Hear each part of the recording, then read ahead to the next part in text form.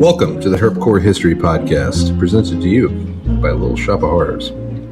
Feel free to reach out to us on any of our social media platforms for any of your feeder needs. All right, let's go ahead and get into this episode.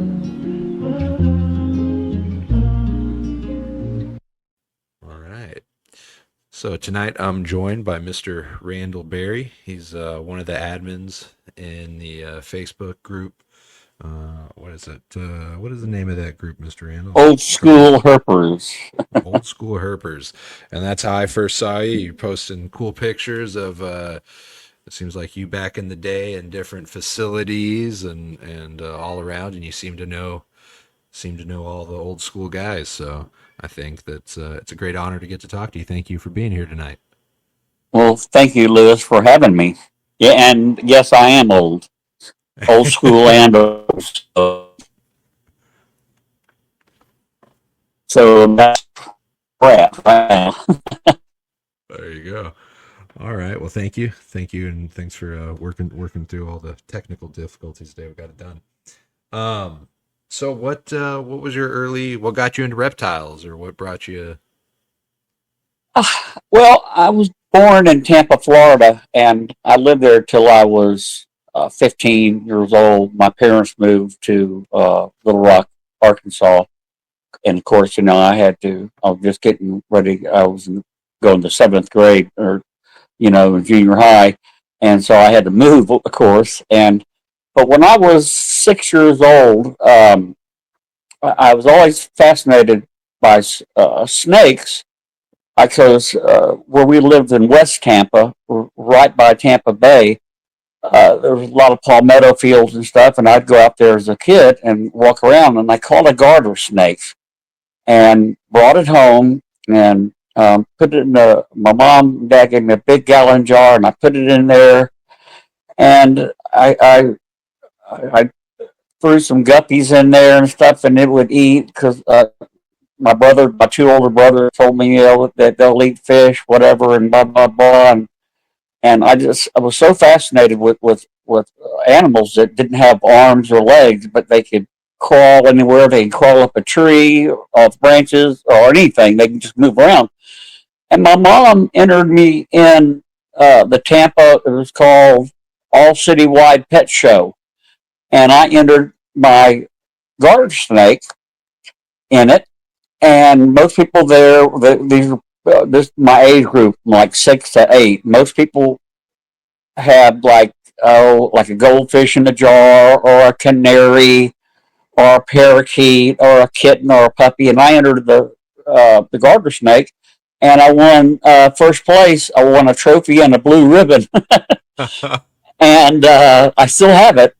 And I just been fascinated with snakes all my life. And as I got older and stuff, my grandparents lived in Webster, Florida, which is near Silver Springs, and my parents, I'd always go up there in the summer and stay a couple of months, and my grandparents would drive me over to Silver Springs to see Ross Allen Reptile Farm, and where he wrestled alligators and milked snakes and stuff. And I got to meet Ross many, many times over the years. He was like my idol, and I started reading about Raymond Ditmars, when I was in junior high. I was checking out every snake book I could in the library, or even the downtown library that wasn't the school, the city library, and they had more books. And I started collecting books, and I would read everything, and I was collecting snakes, and my parents let me have snakes in my bedroom. I built cages. My dad helped me, just wooden cages with screen. And I'd catch water snakes, black racers, rat snakes, etc. I finally caught a copperhead, and I was told by my parents I can't have any venomous snakes. But I had one anyway. And I had it in a cage, and I hid it under my bed. My bed was really high elevated, and I put it under the bed, and I had a copperhead, and I made a snake hook out of a coat hanger. That's how I caught it. It was a small one. It was about 14, 15 inches. Yes, sir. And I was real careful with it, but I was so fascinated, beautiful snake. And yes, at the time I thought they were poisonous. I didn't know the difference between poisonous and venomous, at that time. Yes, sir.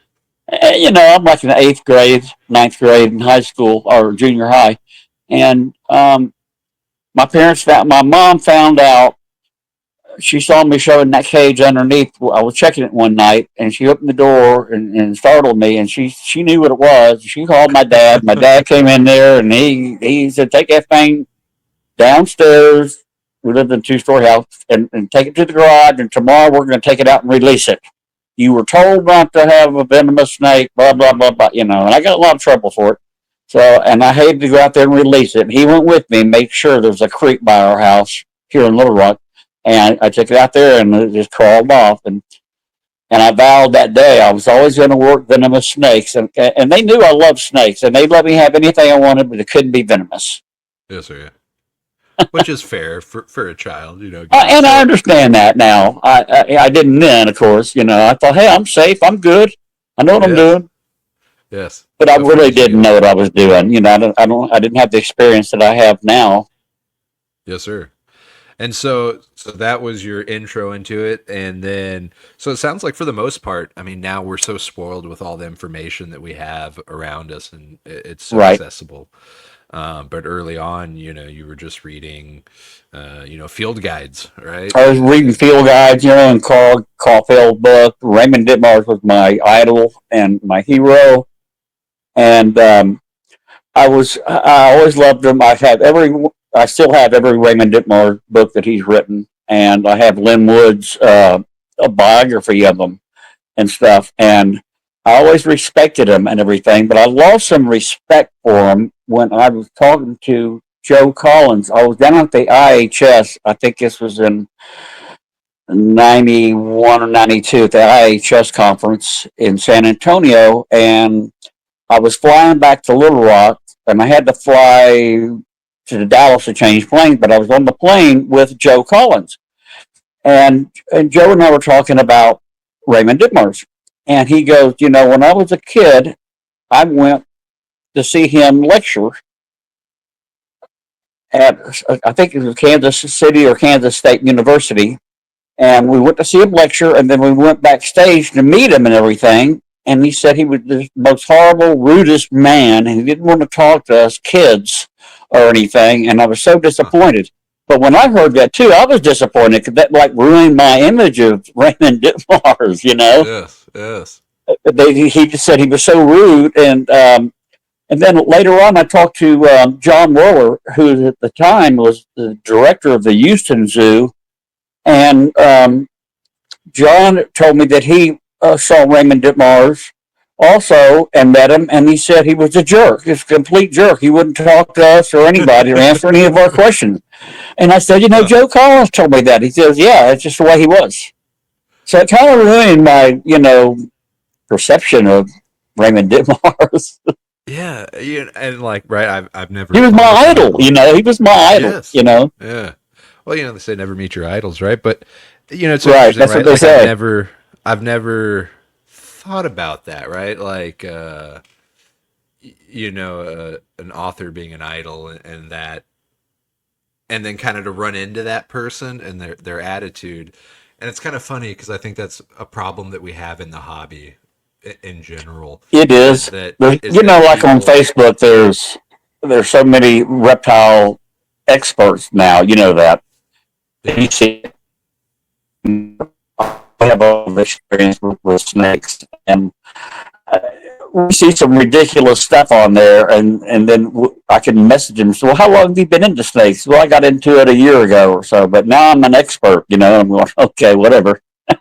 Yeah, yeah, and then that's a terrible side too. But then you get the people that do know, and they become very cocky and arrogant in their Can see. mindset to other people. Yeah, and it's just interesting. Was that guy like the earliest like hardcore reptile guy that was like that was his attitude? Like, oh, okay, it's always been that way. The guy that was like the guy.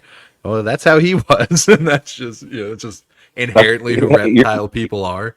You know, you're exactly right. that's interesting. I've always said like when you're going to a snake show, and let's say there's a wedding convention on one side and there's a snake show on the other side. I always know which line I'll be stood in. I can spot my people, so maybe there is that overlap. And I did a lot of reptile shows. You know that. Because I was co-owner of Texas Reptile Expos for 17 years Okay, uh, okay.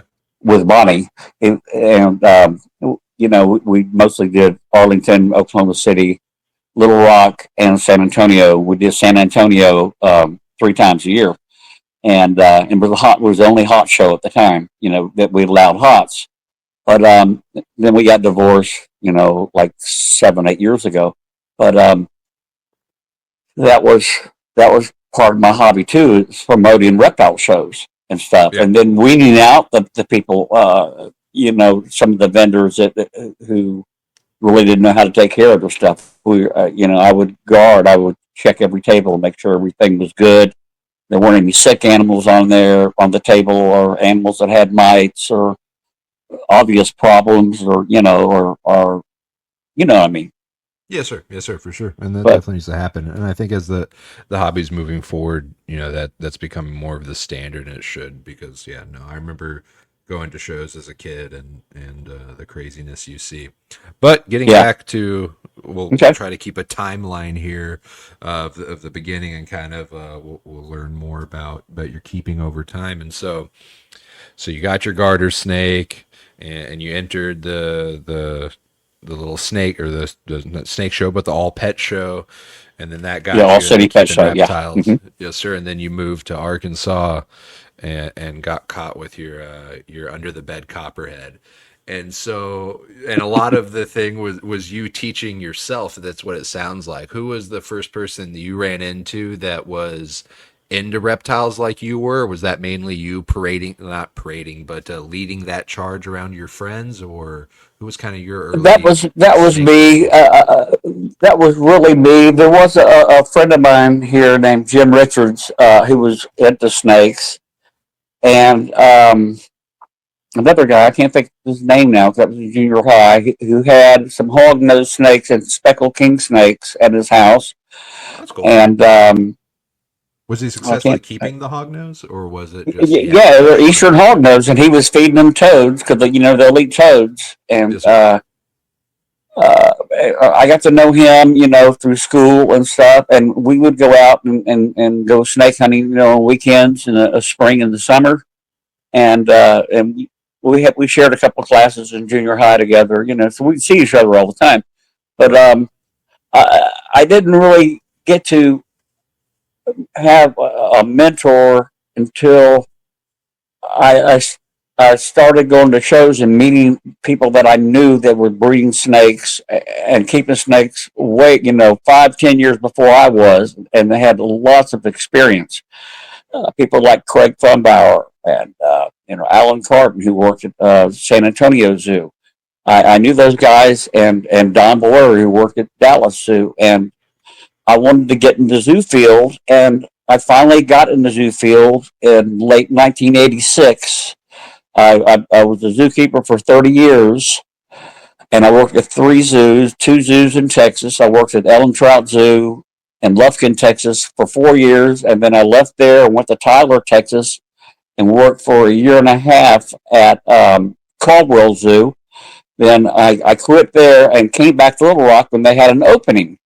And the reason Okay. I came back to Little Rock was my mom called me, and my dad was going to have quadruple bypass surgery, and she needed me to come home and see if I could come and help her and stay with him. And I was at Caldwell, and so I happened to know some people that worked at the Little Rock Zoo here, and I love that zoo. And I called them. I said, "You have an opening?" And they said, "Yeah, we do. Come to work." So that made me to help mom with that, and I had a full-time job at Little Rock, and I worked for 4 years. And I quit because Tom Crutchfield at Crutchfield Reptile Enterprises offered me the job to manage his shop, and I've been down there. And he at the time he was the largest importer exporter in the world, probably a lot bigger than Strictly or Glades, Hogtown, Herps. We were the largest, and so I went down there and managed that place for about 2.5, 3 years. Then Tom got busted, for a smuggling charge, and I left and I came back to Little Rock, Uh-huh. and I worked there for. I just happened to call and they said your old job is still open, and I came back and I worked there for 24 years, and I retired 7 years ago after 24 years there. Okay. Okay. Wow. Wow. And so I'm but 3 different zoos. I have a little bit over 30 years zoo experience as a rock keeper, and I kept a collection at home, of course, with 200 or 300 time. Now I've only got probably 70 snakes, at home. Much more In the snake much room. more manageable. Excellent. Yeah, a lot more manageable. Yeah. So you got into it and you started going to snake shows, and that got you in, and you met these guys. And so did you go from an amateur keeper just straight to the zoo field? And that's really when, I mean, obviously you were self-educating, you were reading books and doing it and getting that knowledge.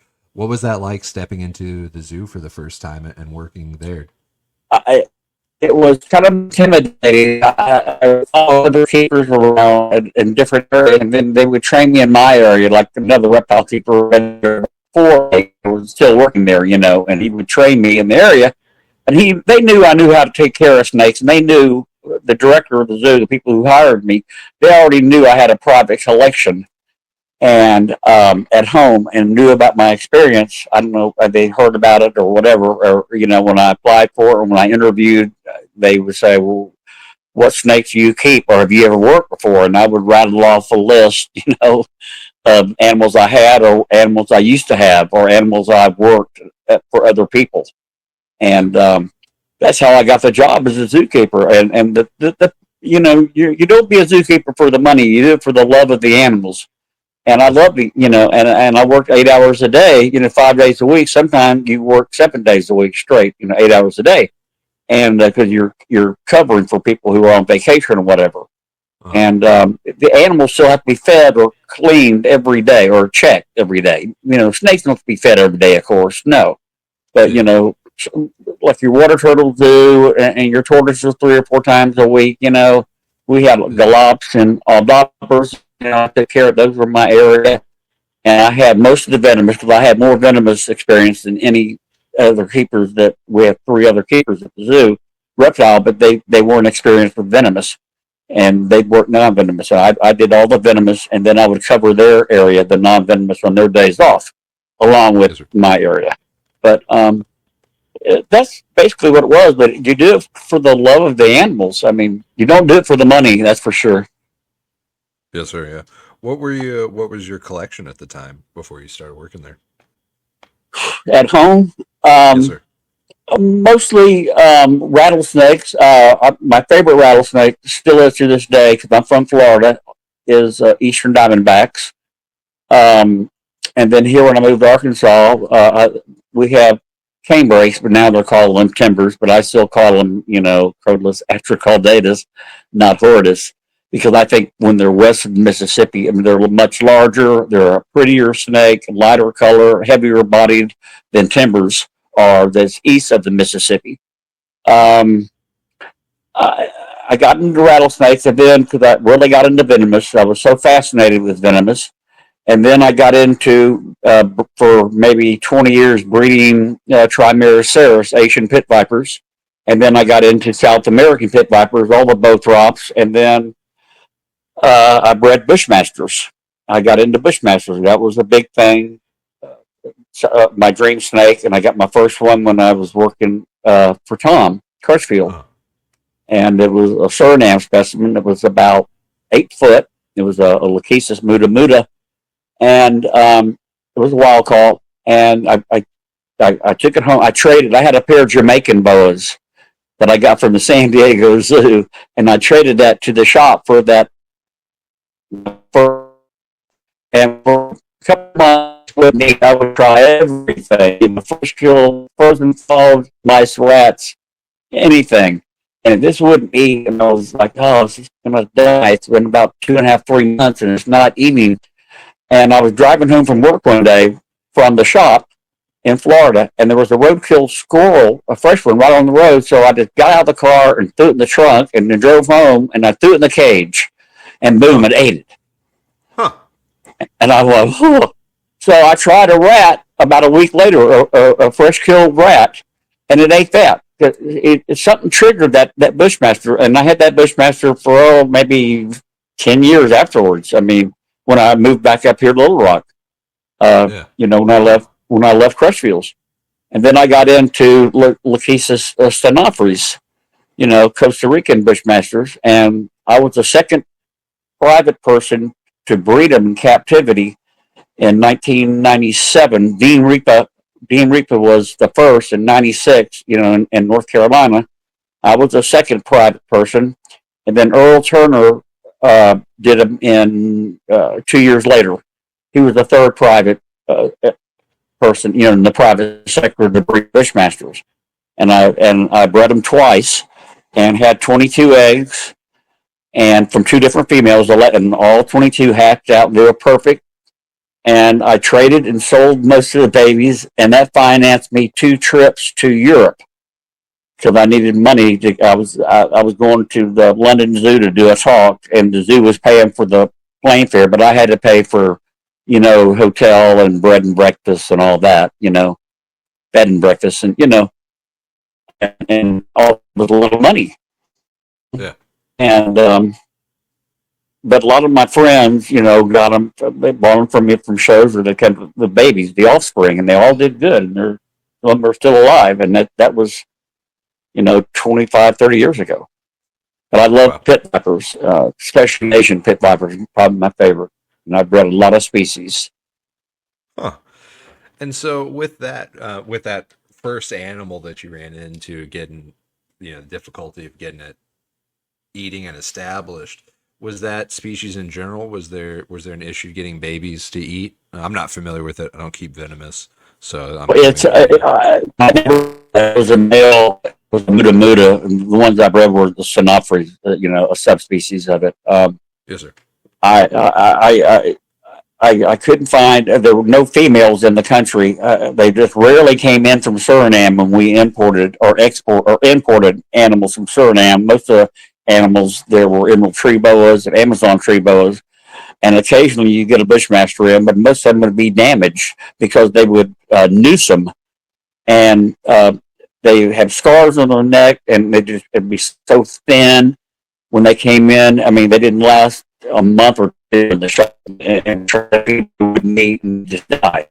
I said, a chance on this big because it looked healthy and act fine. It didn't cost like and when they're in the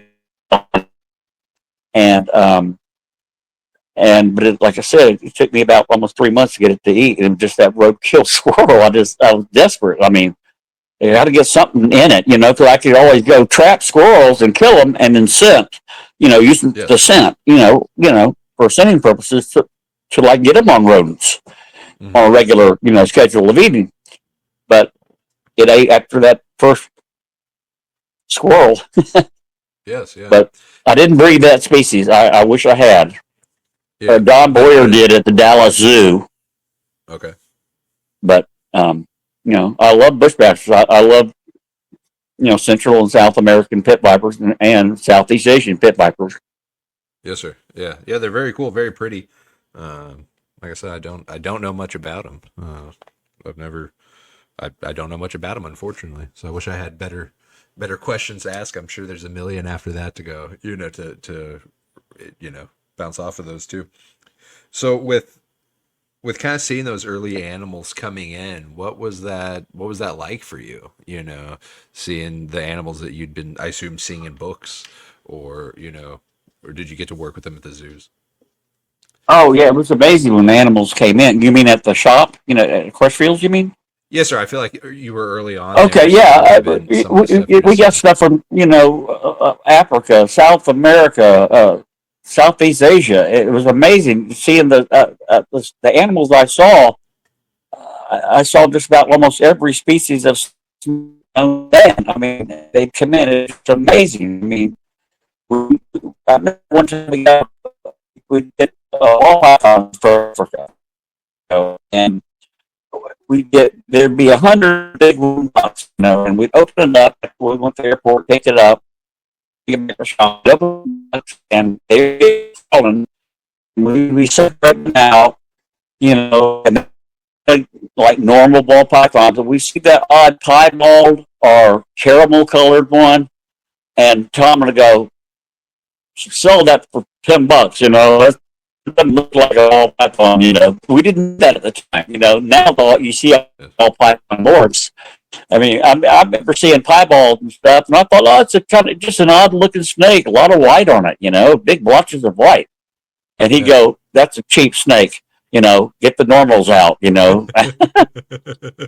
then I would see, we unpack a lot of cobras, especially from Thailand, and it was just amazing. I got into cobras, especially black and white spitters, and then we had king cobras. We had Indonesian, we had Chinese kings. I mean, Indos and Chinese and all these different types of cobras, and and cobras from Africa, and gaboon vipers and rhino vipers, and it was just amazing to be able to unpack all those, and set them up, feed them and water them, and set them up in cages, and people would come to the shop every day, and we were always closed on Sunday, but we'd open, Monday through Saturday, and people would come from all over the United States and come in the shop and buy stuff, and we'd bag it up, or and they would take. It was great. We had animal shipments come in every week that we imported.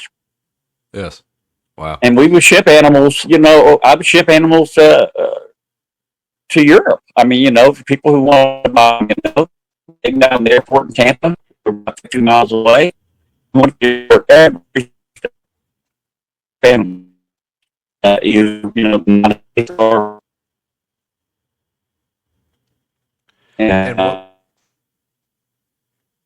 and what was the I apologize. And just so you're aware too, every once in a while there's a little bit of a lag in our conversation. So in the recording it'll come out all good, but if I interrupt you, or if you said something and then I ask a random question, it might have kind of lagged out there for a minute. So there's a little bit of a guess on my end of what was said. Sometimes, no problem. You're doing a great job. Well, I appreciate that. And so, especially kind of going to Europe early on, that was something. What was it like over there? What was the keeping like? What were people interested in? What was kind of, to the different countries, was there preferences of people going, oh, this is what I want? And what was exciting to them? Yeah, it was different. I'll tell you a great story. I was given a talk. Heather Hall was the curator of reptiles at the Regent's Park Zoo in London. And I was going over there to give a talk. They invited me over there to give a talk, and my zoo let me go and everything. And they put me up they have a keeper cottage where all the keepers from out of town would come in and stay. Anyway, it's an amazing story. She let me in at the reptile house before the public, I had a behind the scenes tour. She was just me and her. She was showing me they have a great exhibits, big exhibits, really nice. And, they had a breeding room upstairs, it's like 3 stories high. And she said, come up to my breeding room. I want to show you something. And so we took her to the elevator and went up there. And she had this big 55 gallon tank with cork bark and with water and cork bark. And she pulled off the cork bark and I looked to see what was in there. And there were a bunch of baby red ear sliders. And I said, what am I looking at? She goes, Randal, those are red ear sliders. I said, Heather, they're in my driveway. They're in my backyard here in Arkansas. I mean, they're everywhere here, right? It's real common. But that's the first time they bred them, and they were so proud. But they had pancake tortoises. They had everything else that I'd never seen before. Tortoises. And I was going, that look up there, she goes, that didn't impress you? I said, I removed one from my driveway the other day when I was backing out because I almost backed over it. A big female. They're everywhere. But they were so proud of it. They thought it was so cool. But they had great exhibits and great excellent staff, and they had their own room where they raised rodents, their own food and everything, and it, that's what it was like. And I went to a few pet shops in downtown London, and they had snakes. No vipers, no venomous are allowed there in the UK. For pets or anything, and they may now, but back then they didn't. But I would see like American garter snakes or ribbon snakes in these pet shops in London, and the prices on those things were outrageous. They were like $80, American money. Yes, yes. And I felt sorry for them. They looked all so thin and stuff, but they said they sold. I mean, and they sold a lot of turtles. They had tortoises, and well, yeah, they had like Eastern box turtles, and they were like $150, American money. It's like, guys, I can find those in my backyard too. I mean, but it's big over there in Europe. It's always so interesting, right? It's always the thing you don't have, Yeah, right? Where what's common to us, we go out and we see an Atrox and we go, oh, okay, another Atrox, that's great. right. Like, why did, all right, there's another one. But they see what over there. If they have an Atrox, they go nuts over it, because they're not over there. Exactly. But think how you we're so spoiled. I got a Western Diamondback. I said, yeah, so what? I can take you out Juno Road and take you 25 in an hour, Yes. You know what I mean?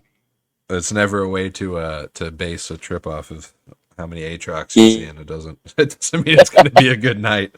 That might just be the one stupid little Atrox. Well, you're lucky. You caught all turn, and I haven't. There you go. I don't know if it's lucky or I'm just very stubborn, and I just kept doing it. But and what was your early? So you I mean, first getting going, that's what got you into it, was field herping and getting to see those animals in the wild. Was that something that was consistent throughout your life, getting to go field herping or having an interest in doing that? I still do, and I love going field herping because I like being out in the woods, and because you discover things. Just not only herps, but you'll see tarantulas, you know what I mean. You'll see different animals. You'll see Leptrodectus, black widows, or lots of scalys, brown recluses. When you lift rocks or wood or whatever, I like seeing those different animals, and you'll see a mud turtle or a stink pot turtle, 20 yards from the nearest creek, because it's a female. She's out there laying eggs, and then you just watch her, and then she'll just, cover the nest, and then slowly go back to the stream or to the pond or the ditch.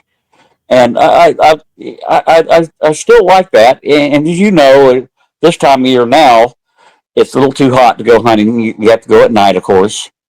Yes, sir. Get in the spring and the fall, because you can go in the morning, and it's and they're out and moving, especially if there's a light rain or something. And it's neat to observe them. Here we have a lot of black rats, speckled king snake, and we have copperheads, and snakes. But that's it. Where you're in San Antonio, you've got a lot more where you can drive and see different species that we don't have. But I still like it. Yeah, I like being out there and walking. It's good exercise. And when I go at night, I always have a headlamp, because I want both my hands free. So I always carry a hook in one hand, and I want my hands free. If there's something I'm looking for.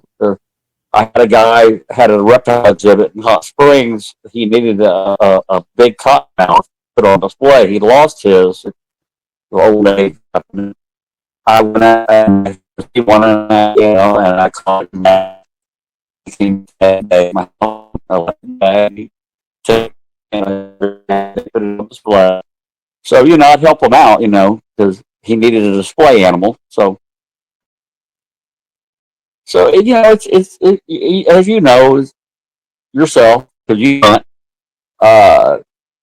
you like it. You like being out there. You like what surprises you when you come up on something. You go, it's that fascination. Yes, you get the going. You know. And I think too, especially for someone like yourself, and the way I feel about it, is my understanding of the species that I'm keeping, or just snakes in general, from, you know, once I started snake hunting, and especially when I got to the point where, it's not about having the animal in my hands and touching it. It's more just about that I saw it. Yes. Yes. Your understanding of how to keep animals completely changes. And, I feel It's a like learning very process, often. as you know. Yes. Yes. As you know, it's a learning process when you get that snake and you study what it eats, and try to replicate its cage, try to replicate how it lives and what it lives on in the wild, and substrate, humidity, temperature. You try to replicate that and do the best for that animal while you're still admiring it every day or when you see it and everything, and provide for it. And give it a regular diet, which in the wild they don't have a regular weekly diet like we do in captivity. You know what I'm saying? Yes, sir. They can go months without eating, and you'll find. I've seen a lot of very thin snakes, and you have too, I'm sure, in the wild, Yes. Because of the temperature, climate, and everything. Environmental differences. So we provide. We feel like we're doing something because we're giving them the best care we possibly can, and we're still fascinated by still looking at them.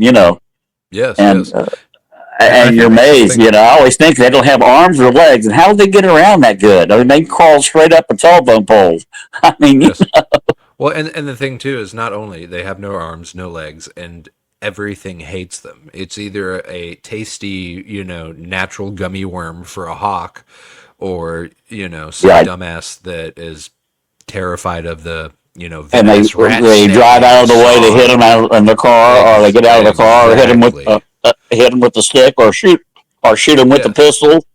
Yeah, so I mean, everything hates you and you still yeah, survive. And your main tool is the most fragile part of your body, your head. It's pretty you're crazy that they you're exist, right. and I think it deserves fascination. I think that's one of the saddest things is that I don't think people understand how long it takes these animals to get to the size that they do.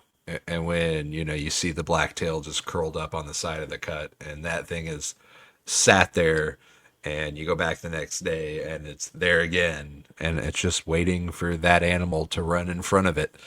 I'm like, that's crazy. That's crazy It that is. they're existing. It is, and uh, you know, I, I've also seen people in Florida because I moved back there. If I'm from there, then I moved back there and worked for Tom. I would see people ahead of me go out of their way. I saw a guy go out of the way and hit about a 3.5 foot alligator. It was on the other lane on a country road, County Road 98, as a matter of fact, in Florida, and went out of his way to hit that alligator and kill it.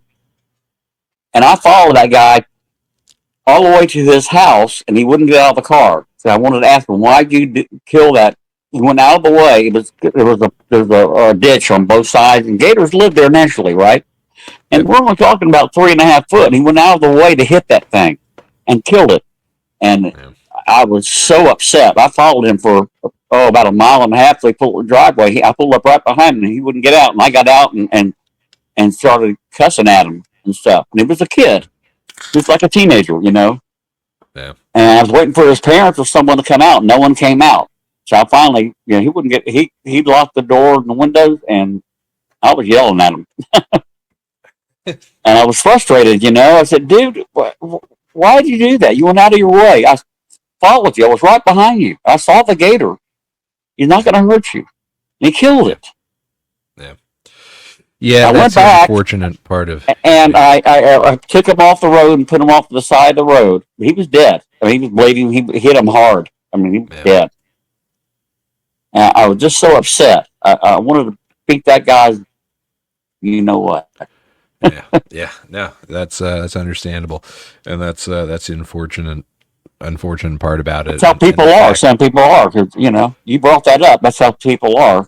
Some people Yeah. are the animals like that, and we don't get it. I know we Well, get it, never but we don't understand get why. it. Yeah. Yeah, I mean, and that's, you know, that's just the inherent nature of humans, of man, just it, to do that, for us to just you're kind of right. Or they were move taught as a across. kid to Yeah, fear reptiles, and they were taught that way by their parents or their grandparents, or their yes. parents learned that from Yeah. their grandparents. You know what I mean? I mean, Well, and the average person doesn't know anything. I think so often we catch ourselves in the trap of thinking, these people are stupid around us because they don't know what we know, but it's just our particular interest in that animal, and you're right. You're and 100% correct. and that's why people that keep going out and educating people and going, hey, this is what this is, and they keep doing that, because I know definitely over time I've gotten to a point where you see someone saying something that is incorrect, and for the most part I don't engage, and I just keep moving. And the people that take the time to engage and say, hey, no, that's incorrect, that actually have knowledge, because again, back to something we were talking about earlier, the downside of that is the people that are just getting into the hobby and they're passionate about it, but they don't know about it. And so they're yelling from a rooftop, and it's maybe not the best information. And that's kind of a downside to the hobby. And that's definitely a change over time. How have you kind of seen the hobby change from when you first got into it to where it is now? What do you think about that? Well, when I first got into it, and the people that I knew that were into it also, we did it for the passion, for the love of the animals. We didn't do it for the money. Now most people are in it for the money, especially like ball python morphs. I can't stand that. Now there's, buttercup, creamsicle, yellow popsicle, pied. They make up different names and they breed different genetics to produce these babies, and it's all a money grab for them. I see it at shows and stuff, and I go talk to them about those. You see, yeah, I just breed them because they're easy to breed. Yeah, they are. Eggs are easy to hatch, blah blah blah. They're easy to get started. Um, they got $500 price tags on them and stuff, and it's all a money grab thing for them. Yeah, I think you know what I'm saying. You know what I'm trying to say. They've lost their actual interest. When for I sure. first started breeding snakes and hatching corn snakes out and rat snakes out or king snakes out, cow kings or whatever, I would give them to friends. I'd just give them away, or I'd trade them. For their they would hatch out something I wanted, like, oh, an Okatee corn snake. Okay, I got a black and white cow king babies. We'll trade. Oh yeah, I want those. And it was just like that. There was no money exchange. Or I really like that snake, Randall. I got 10 of them, dude. Take 5 of them. I don't want to keep feeding them. And Yes, it, yes, it, it was just like that. But now it's gotten like it's a money grab thing, and then now you see it on the internet, especially in Facebook groups, snakes classifieds or whatever. It's all about the money. So, yeah, they don't care about the animal. They care about the money. That's my yeah. opinion. Yeah, no, for sure. And that's kind of it's interesting, right? Because with the downsides of it, and I see what you're saying, where to more nowadays, the keeper that you see, and I definitely noticed that, where most of the time people get a snake, and I think it's changing now, but in that kind of middle interim part where people got snakes, it was always, well, I got this because I could breed it in the future to be this. And it wasn't, there was the interest in the animal, but there was also the financial interest to it. Right. And for And that's sad. as yeah, well, and also too, Well, you know what I it's mean. It being takes away from convinced. the actual hobby of learning about the animal and how to care for it properly. Have when to take it to a vet when you need to take it to a vet, or if it's blowing bubbles, or got an infection, a scrape from a rock you have in there or something. It's For sure it's too. it's a Yeah. it's a money grab for a lot of these people now. Yeah, and I think there's many downsides, but I think that one of the upsides too is that if you look at the infrastructure that that that portion of the hobby brought in. Even early on in my keeping, from the Right. resources that were available to us, where it was melamine racks and those type of caging for me where I was at, and to see now where the options to purchase cages from unlimited amounts of suppliers and the different heating elements that we have, you know, Correct. uh, and I think that a lot of that became what it is now because of that ball python hobby, right? And so it's this double edged swords where you look at someone like when I was younger, right? And I'm young and I'm getting into reptiles.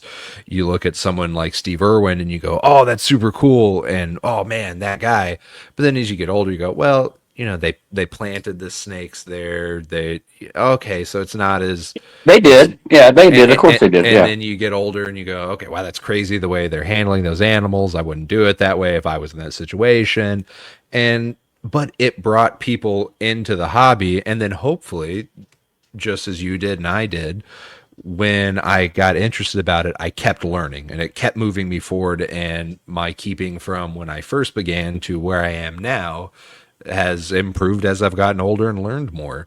And so just to get people their foot in the door, because unfortunately, I think the inherent nature of humans with reptiles is that jackass kid that you saw swerve to hit that alligator.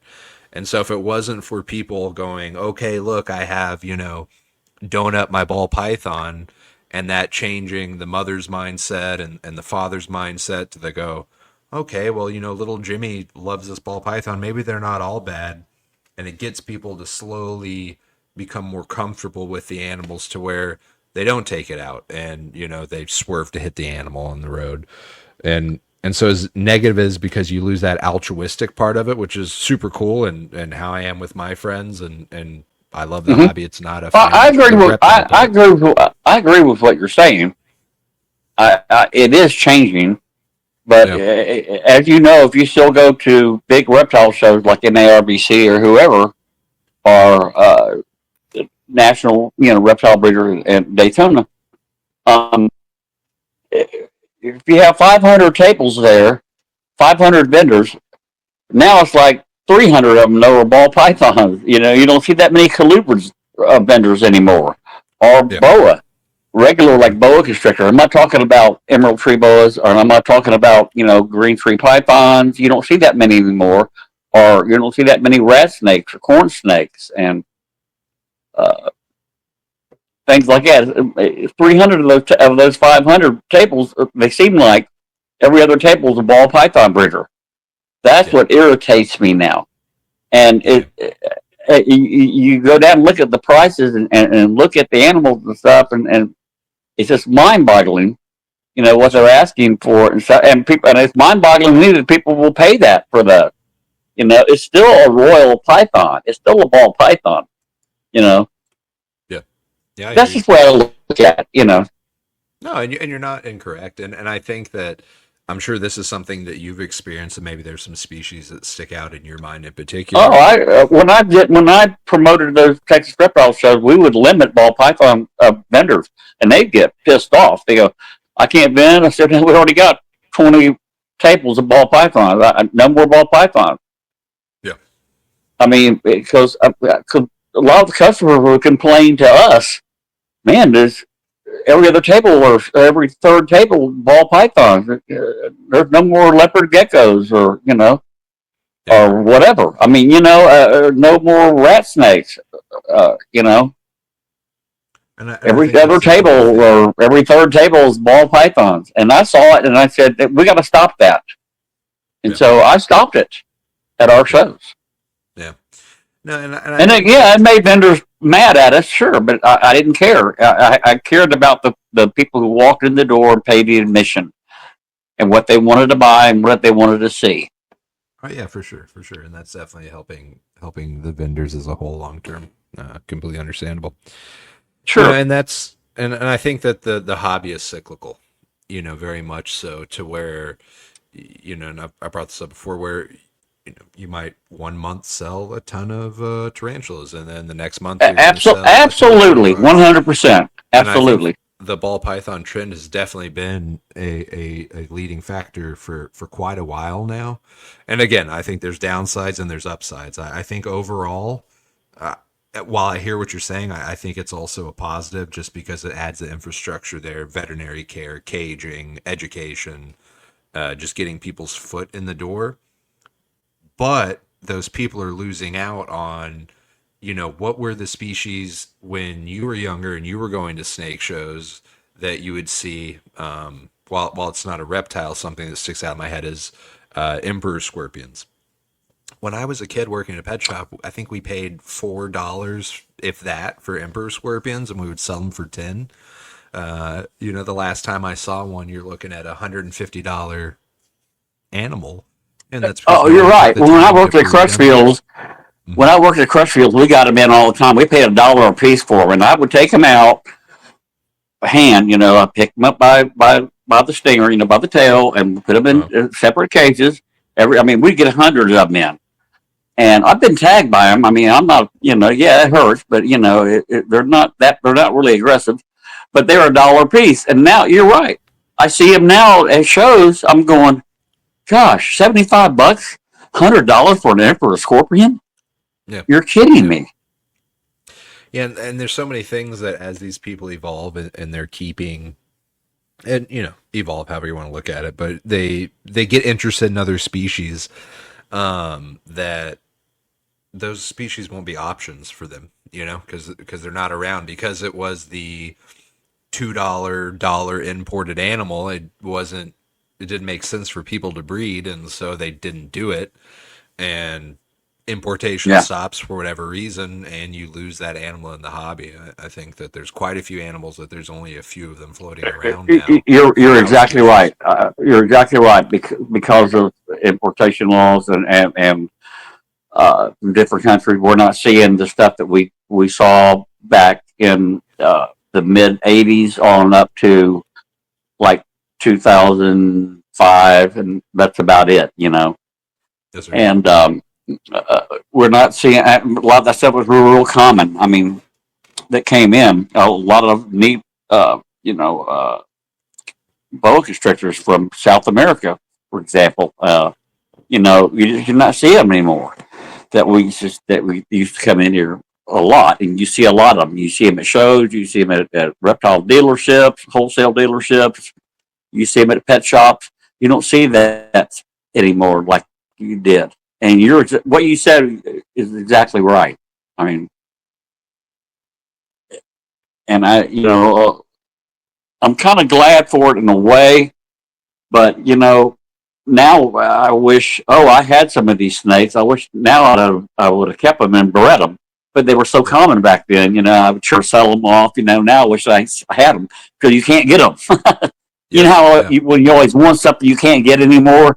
That was real Exactly. common, Yes. and you know what I'm Yes. Yeah. talking about. And it's like when you just said, well, you saw emperor scorpions for 150, 175, or whatever. It's like, yeah, when you worked at a pet shop, you had them. You bought them or whatever for $4 each or whatever.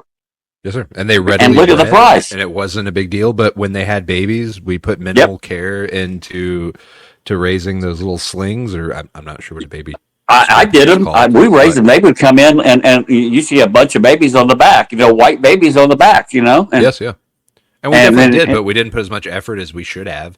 My boss would say if it exactly. was a $150 Yeah, I scorpion, saw I some would at have the been in last there show I every was day, at. Yeah, taking care of yeah. them, right? Yeah, That been my I number saw one some at the priority. last show, and I couldn't believe it was like $75 a piece. And I went, "You are kidding me!" I didn't tell the vendor that behind the table. I No, was no, with some yeah. friends, and I went, "God, we paid $1 a piece for them. I think we sold them for $4 at the shop." I have to look at the old price list, but gosh, we get hundreds in a Yes, shipment yes. out of And then Africa, again, and it's the double-edged sword with that too is to the exact point that I just brought up, is that you see those babies and it's not a priority, but now as the monetary value of that it animal is a priority now. raises, it is a priority now, right? Which is better for that. It's a disgusting And you're fact of raising killing. crickets so you can get pinheads to feed it. Yes, yes. So The babies, you know. yes, yeah. I think that's a thing that it's an unfortunate truth to humans, and but that monetary value adds care to the animal, because I think that's something we've definitely both have experienced over time, where you see some of the miserable care that these animals are in. And so as you get those restrictions on the importation of this or whatever it is, and the value of that animal goes up, it it increases the care for that animal. That maybe, I agree. I agree. If not, but not everybody realizes that. I know you do. You know I do, but not yes, everybody, no, as you know no, that.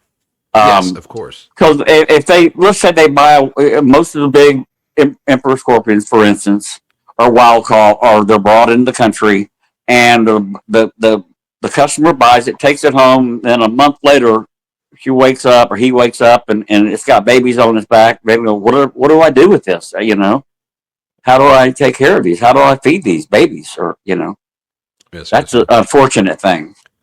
yeah, yeah. But with stuff like that, you can't always tell. So that's Exactly right.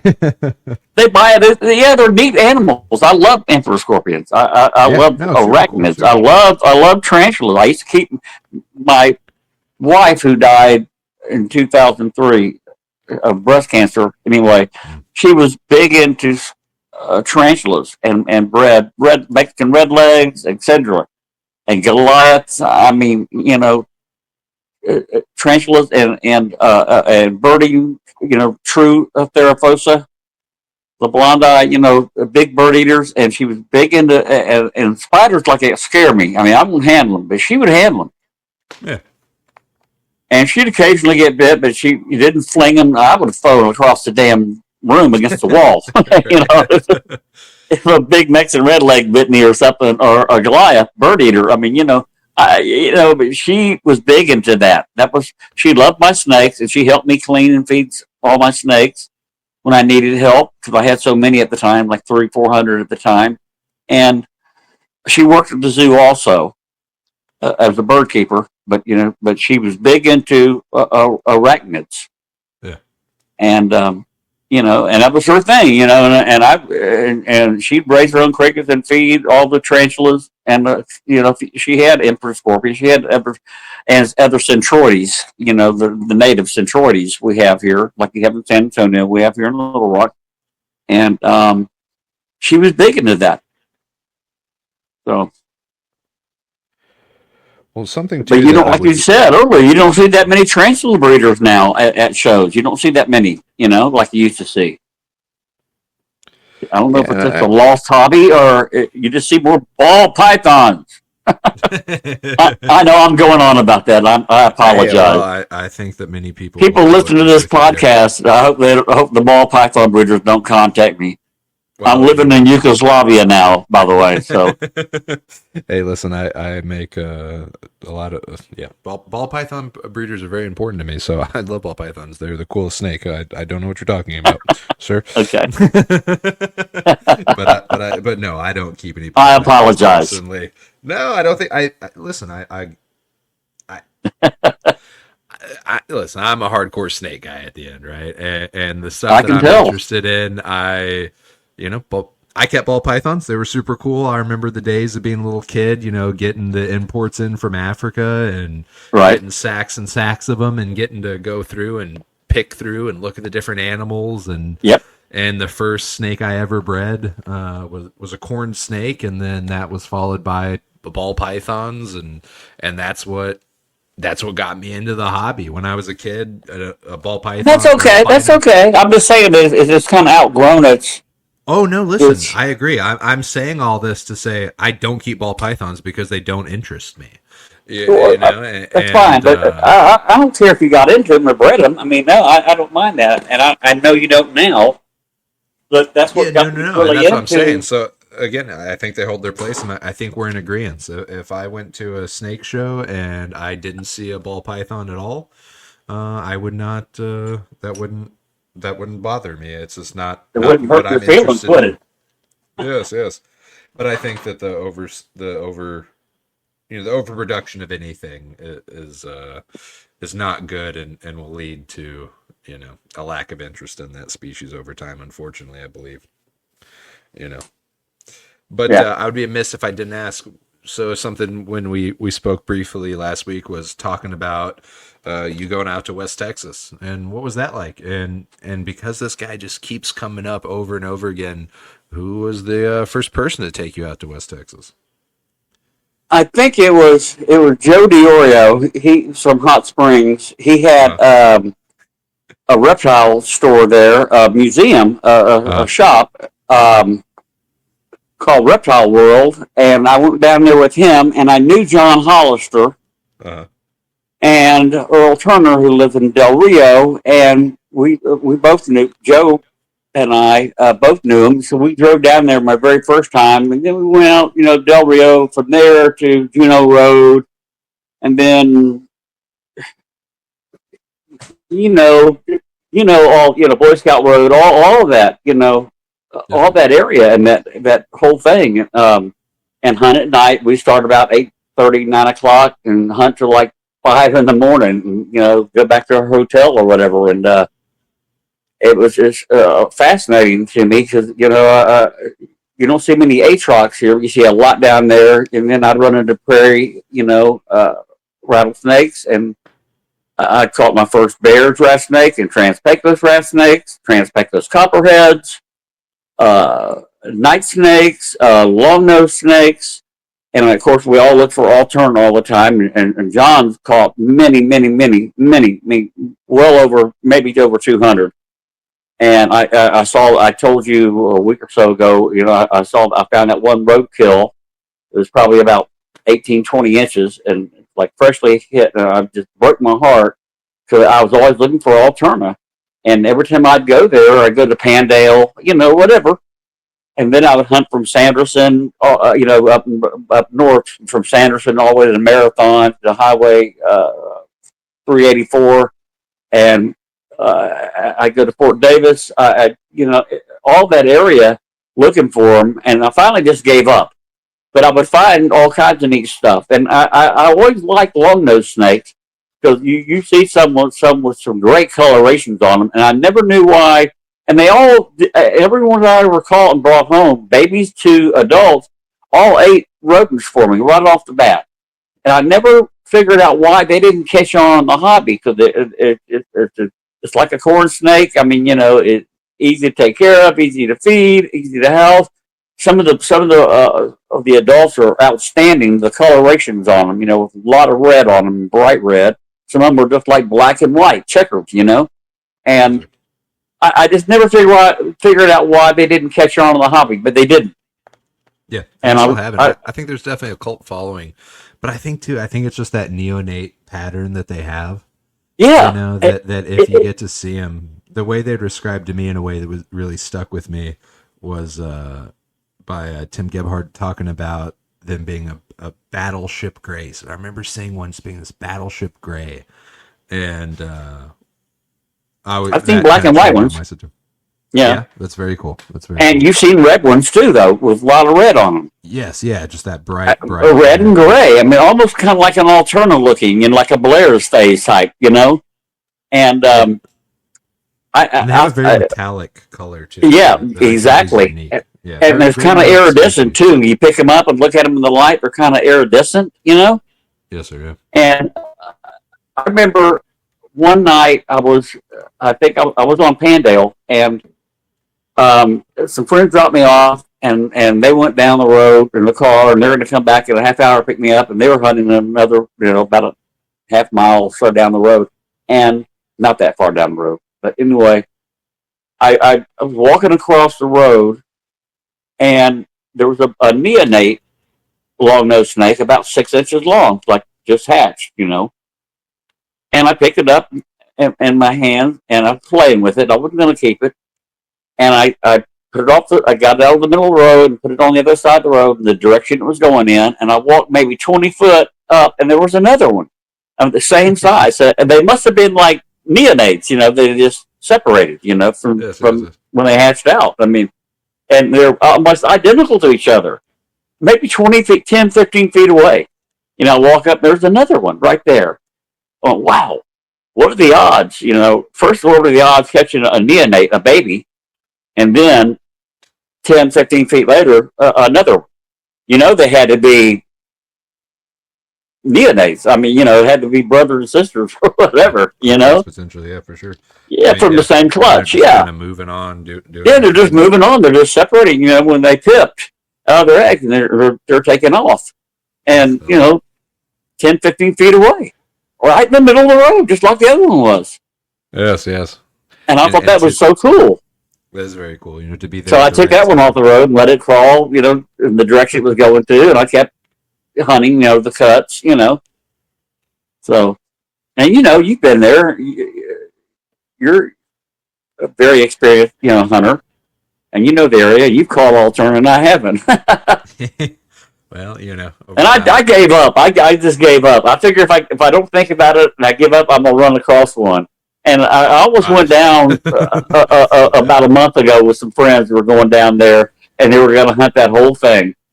And again, and I thought, and they said, "Come on, Randall, let's go." And I thought about it, and I thought, "No, good luck." And they called some transpecos and birds. Didn't see any altar at all, but they had fun, and it was, I'm just giving up on it. I'm not going to go for. If I win alternate, I can buy them. There's a lot of breeders that have them. Listen, and I've had them. I've had them, and I've bred them. That's the right way to do it. Is going out and saying I'm going to find one is the amount. That was my goal every time I went. I mean, I did it probably 20 times, over the years, over the last 30 years. But I haven't been out there. Maybe about 5 years ago. I always stayed in San Antonio at a friend's house, and then we make our trek West Texas from there. You let me know if there's ever a chance. I'll run out there with you, and I'll bring one of mine from the house, and I'll put it in my back pocket. You will see an alternate. They'll throw it in front of me. And Randall, come here, look at this. I told you you'd see one tonight, and say it was going to be a wild one. I said you'd see one. Well, someone's name that keeps coming up that is very interesting to me, and I don't believe I've ever met the gentleman. If he ever came to the pet shop that I was working at when I was younger, maybe, but I don't think so. John Hollister, what was he like, and how'd you meet him originally? It was a super, super, super nice guy. I met him, I think, probably at an IHS conference years and years before, or I probably met him at the Orlando show before it moved to Daytona. And I knew he lived in West Texas, and I knew, and he also bred a lot of alternate. He caught hundreds, and I verified it with a lot of other different people that could tell you that. He chain smoked constantly, and he always drank coffee. He had a cup of coffee, and we were out there at night. We'd be drinking beer, and stuff, And he had a first time I went with him. He had this big van, like big Chevy van, and in the middle of the console, I don't know how he hooked it up. I guess he used from the cigarette lighter or whatever. He had a coffee pot or a coffee maker. It'd make like 10 cups of coffee. You don't knock it over, And he'd always have coffee. He'd be drinking coffee, black coffee. I mean, constantly drank coffee. He would come up here to Little Rock on his way, like to go to Ozark, Missouri, to go see Dennis Harder's place. And I think Dennis now and Marianne live in Abilene, Texas. But anyway, he'd go up there, and I'd go up there sometime with him. He would stay at my house in Little Rock. It was about a 9-10 hour drive from where he was in West Texas to here, and spend the night. And then, but he always had coffee, and he chain smoked cigarettes. He would light a cigarette and talk to you, and then put it in the ashtray, and then reach in his pocket and light another one. And I'd say, "John, you already got one lit right there." Oh, okay. I mean, but he was the sweetest, nicest guy in the world, and he took me out a couple of times. He said, "I know the place to find alternate." And we went to all those places, and we just didn't see any. He said, "That's what happens, you know." He said, "I don't see him every time. This is where I've always caught him though." Ah, so it's And he you would out drop of me all off, the and he would hunters. walk with. He would park the van, get out and walk with me with his headlamp and stuff, and a snake hook, just to keep the atrox away from you. You know, that's what we use the hook for. You know, Yes, sir. because the atrox would be coiled there. You know, in that tall grass right off by the cuts. You know, so you had to be careful. So that's what he was like. He was great. Earl Turner was kind of the same way. When I was snake hunting with Earl, we'd leave Del Rio and go. And he called lots of alternatives. And I'd listen to him and watch him, and he would show me where to look and blah blah blah blah. Well, you know, we did see one that went into a cut. I saw a live one went into the cut. I waited for maybe 2 hours for it to come out, and it never came out. And And that counts. That's more than a lot of well, people. That's yeah, I right saw there. a live one, but I mean, I only saw maybe a foot of it, like the end of his tail, or the tip of his tail, you know. And it was going, and we waited and Yeah. waited, and I tried to reach my hand in there, couldn't, and I don't know how far it went back, and so I waited. I stood there and waited for almost 2 hours, maybe, and I gave up. You know, I'm not a patient person anyway, but I mean, I knew that snake was in there, and I wanted it, you know. Yeah, yeah, And no, like I I say, it's my understand that. first alternative. So, Yeah, no, at that, and especially at that point, but yeah, you know, let it all run now off I the wouldn't bones. wait 5 minutes. You know, I'd go, okay, I'll just go buy one at a reptile show or whatever. I mean, I want to keep moving. You know, I mean, Yes, I'm no, it's old, but I want to keep understandable. moving. So, It's understandable. I'm that is not my fate. I'm addicted to it. I love it. I love it.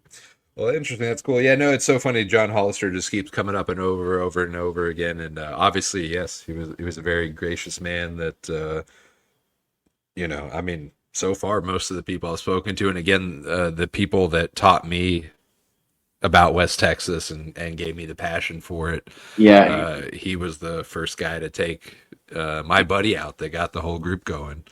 yeah. And I was it was, devastated when I found out he died, and I mean, it hurt me really bad. yeah, I probably talked to him on the phone 2 weeks before he died, and he wasn't in good health, you know, at the last time I saw him, and lost a lot of weight. He was like a scarecrow. mm, And I just it really hurt me because he taught me a lot, yeah, and he caught a lot of other snakes besides Alterna, but I always thought of him as the Alterna king. And everybody, from Craig Gumbauer, Joe Forks, Earl Turner even said they didn't get along very well. So they'd run each other. They were very competitive. But John caught probably 100 more than Earl did. But Earl caught 100 or more, and according to Earl, and I've stayed at Earl's house. Him and his wife. I think his wife's name was Dorothy, or was, but he's dead. He died 3 years ago. So Earl did, and you know, John was he was a mentor to me, you know, especially on rat snakes or colubrids, because he like bears and subox, transpeculas, yes, sir, rat snakes, and alterna, of course. So yes, sir. that's that's Well, all. I mean, what was the first species kind of getting back now to what you were keeping and what you were doing? What was the first species of snake that you ever produced? um, it was white lip pit viper, Trimeroceras albolabris. Okay. Uh, it had babies, and I bred, and then I bred waggler pit vipers, and then poke pit vipers, and venusis, about 9 species of Trimeroceras. Wow. Because I was big into Asian arboreal pit vipers, And then, I, I love wagglers, and they're so pretty, and I didn't realize males were only, 12, 14 inches, and they're almost solid green, and females get about 3 foot in diameter of a tennis ball almost. I didn't realize that because I always had females. That's what was always imported because they were so pretty looking. Yes, sir. And males are just little small green snakes. And until I found out later that this is what males look like, and then we would start getting a few of them in the shop or whatever, and I'd take them home and separate them. It's just like eyelash vipers. Females are bigger than males, so. Yes, sir. And I bred eyelash vipers. I got it. So I love arboreal pit vipers, and that was my first. Then I started breeding, corn snakes and rat snakes, king, a lot of cow kings. Now I'm back into. I don't have any more venomous. I'm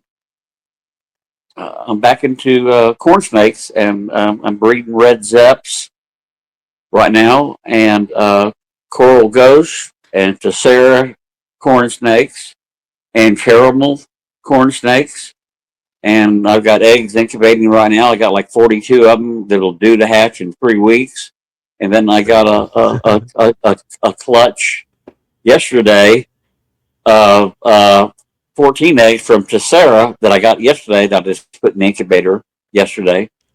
And I got a couple other more coral snakes that are in their hide box, in the nest box right now, and they're gravid, but they're going to drop any day. And I check them 10 times a day, of course, and check them, and they're all food, and they're going to lay, and one has already had a pre-lay shed, so it ought to, as soon as I get off the phone here, I'm going to go down and check her, But I like them. I love corn snakes. Always have. Yes, sir. Yeah. I like to get back in the cow kings again. The good black and white, not the brown and white. The black and white. A nice clean animal. Yes, sir. A clean animal, very clean. Yes. Yes. Right. I think that's one of the most interesting things. Is. And I used to breed annulatas. Mexican milk snakes and stuff. And I love those. I still do it. And I bred Paramelanas. So Arizonas. So but that's what I'm doing now, basically, because I'm retired. Very cool. Yeah, oh, that's good. So so that is most of your hobby now, sir. You're keeping corn snakes and milk snakes, but most of your production. Yeah, corn snakes. Right. Okay. That's what and 2 dogs. There you go. and I'm rebuilding my deck outside. I got a big deck. I love to barbecue. My hobbies is smoking meats and ribs and brisket and stuff. And I'm having to redo my deck. I've worked on it a lot today, but it's how hot it is. It's hot. I know it's hot down there, but it was like 98 today. And I can only do about 3 or 4 hours outside, and I got to come in. I'm just soaking wet. Just sweating. It was hot. That's but it's the way Arkansas is in the summer. Yeah. Not as hot as it gets in San Antonio. So. No, it's so funny. I changed things up, and now all of a sudden we've been in a drought for the last 13 years, and all of a sudden now we're getting rain every week. Y'all got a bad one, about a month ago, didn't you? I mean, there was some flooding there in San Antonio.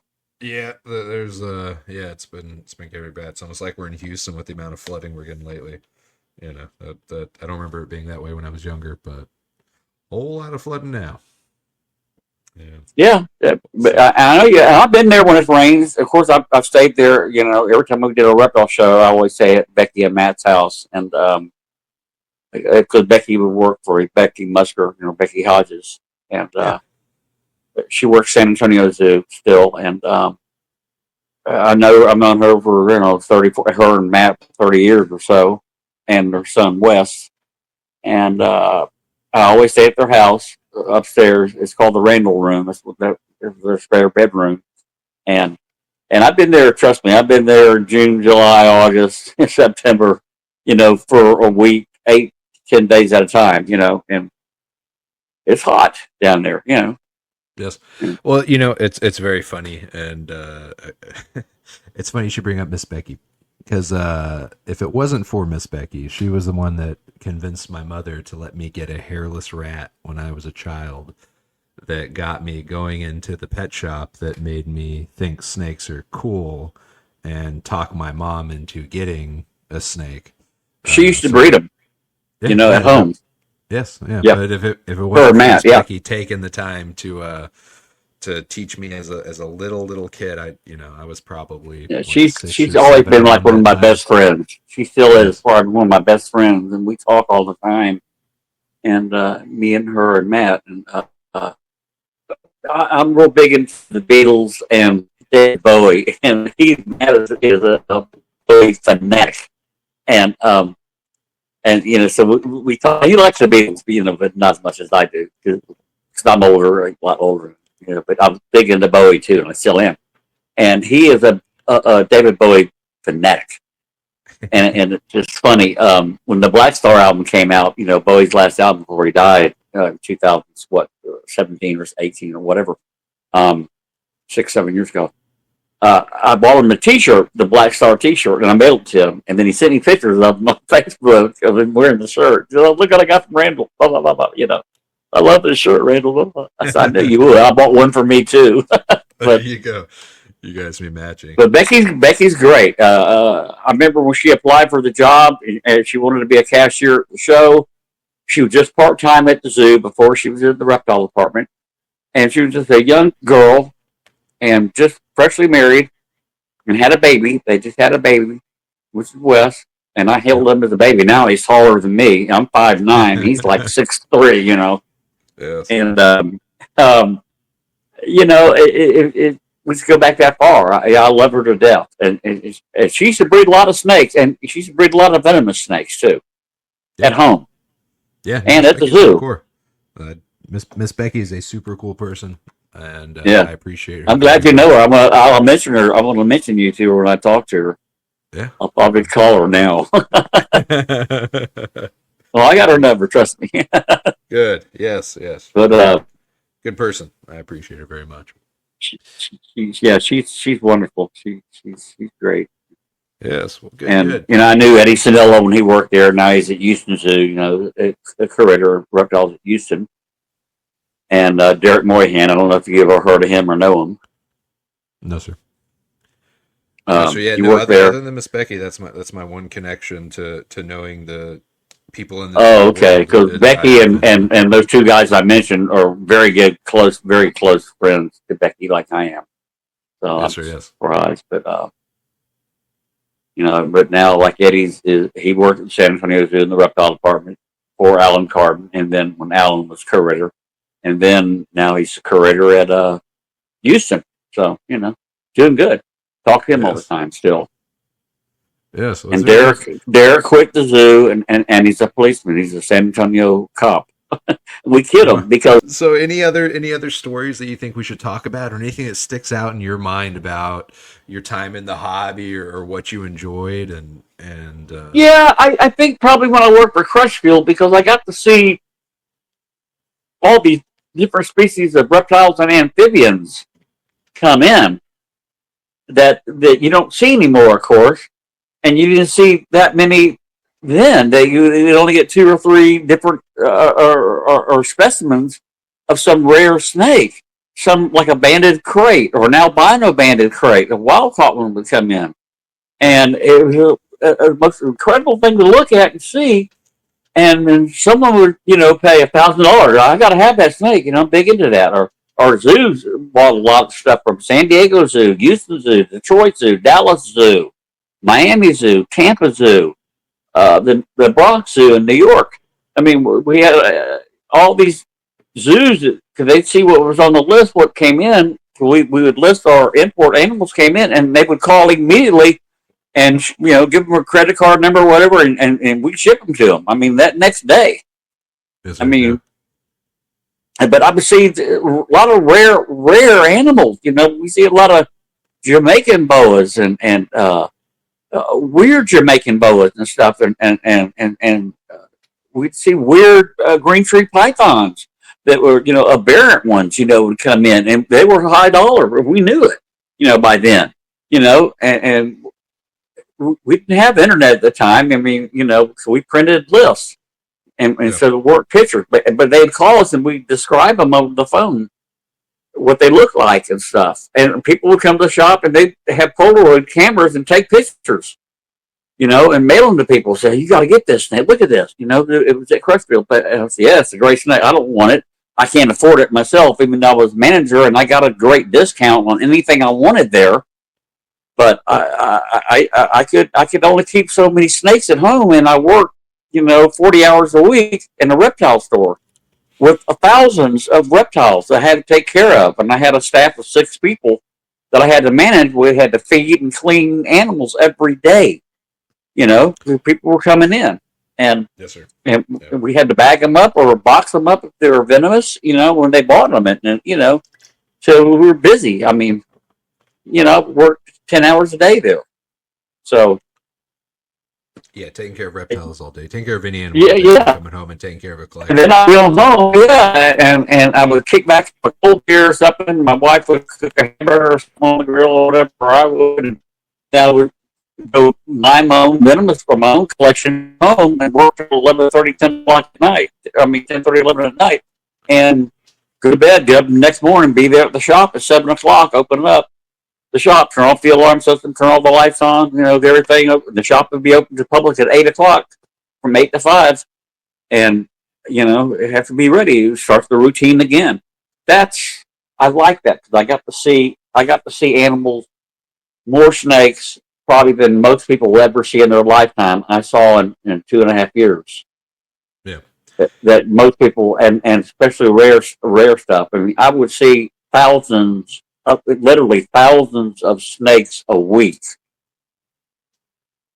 Individual of thousands, couple thousand every day. Yes, the diversity was coming in at that time. I'm sure was amazing. Yes. Sure, it was. Yeah. I would get in trouble if I didn't ask you. Do any emerald tree boas stick out to you? Anything crazy that you remember seeing coming in early on there? Sure, I did. We get Amazons in, emeralds in. A lot of Amazons because they were smuggled from the Amazon basin into Suriname, and then because Suriname was open and Colombia was open at the time for export, and I'd see some I'd see some bluish emerald tree boas, and I love emeralds, and I bred them myself. I've had them in my personal collection and bred them myself, but we get some incredible. And San Antonio or San Diego would buy all the best ones. Tom Charles, he was a courier there, was really looking for, and he would call us, and we got this great Amazon tree boa.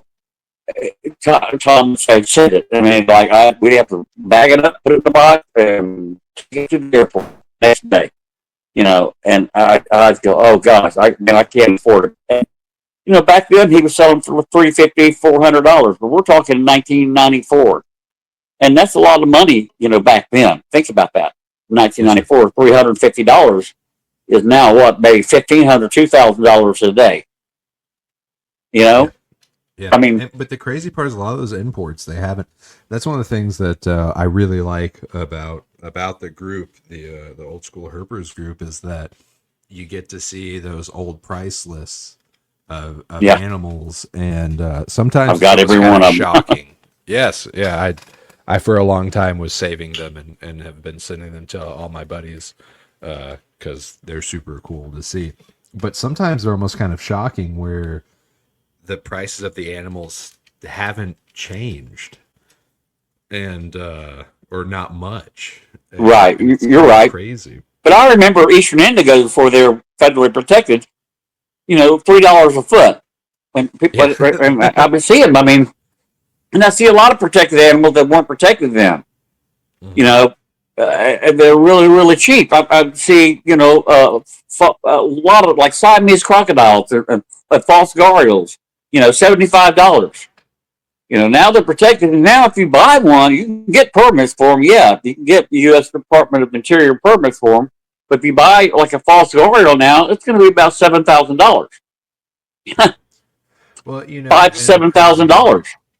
yeah, and the crazy part is how much of a brunt that the reptile hobby took for a decrease in those animals, you know, and they go, oh, you know, keeping reptiles, that's the problem. And, you know, it's not. It's the environment that those animals are in You're right. and You're the right. food trade, you know, or the leather trade.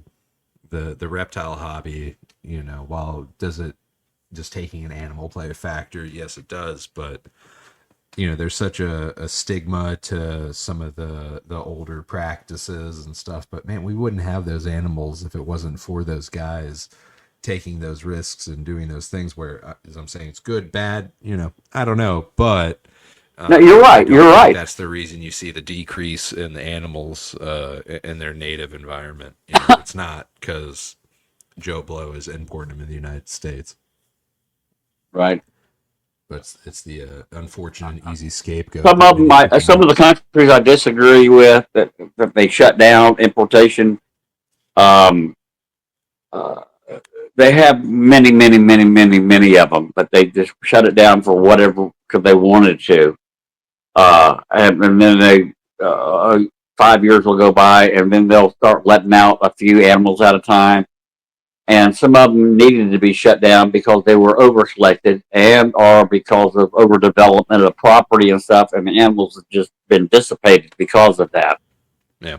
So they can't export them anymore.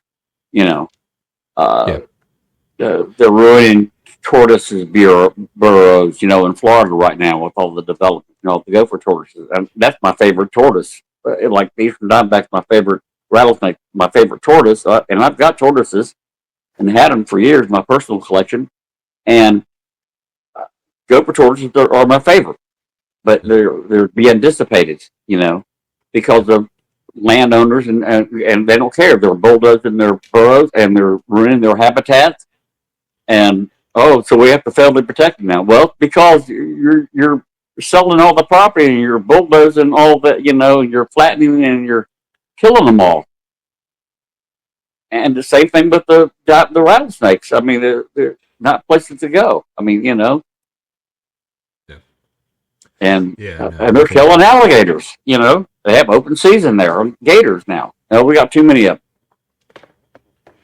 yeah, and that's the unfortunate part where, you know, I think man, you know, I'm not in the area. I don't know, so I'm talking from a complete point of ignorance over here and just making assumptions, you know, and some of the things where it's definitely, you know, I disagree with and it seems like, you know, just with any population of animal, it, in the world that we are now, you do need some amount of you know, harvest of whatever to keep control because you don't have natural predators and this and that, and humans being in those areas are unfortunate, but it's going to keep expanding. So maybe there does need to be some balance in it one way or the other, you know.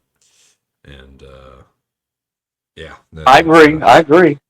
You're right on.